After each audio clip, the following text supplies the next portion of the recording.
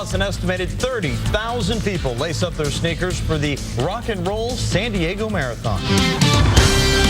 The pictures, the stories, your world. This is News 8 at 6:30.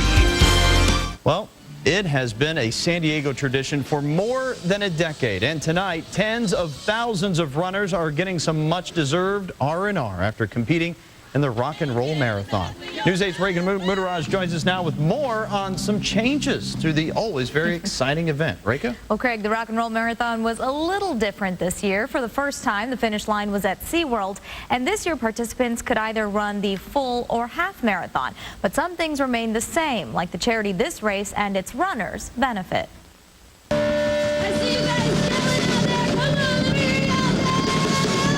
For the 13th year, runners were rocking and rolling for a good cause. I've done it every year for 13 years, and I guess I'm just crazy, that's all. I mean, the most I've ever ran training was 16 miles, so we're just making it in our heads like this is just a practice, just our longest practice. The 26.2-mile course of the Rock and Roll Marathon took runners through downtown, Balboa Park, and Mission Valley before getting to the finish line at SeaWorld.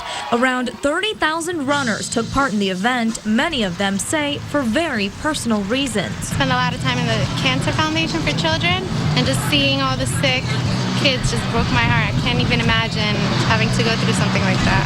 Proceeds from the race benefit the Leukemia and Lymphoma Society, a sickness that claimed the life of someone very close to Kieran Hardy. I do it for my dad.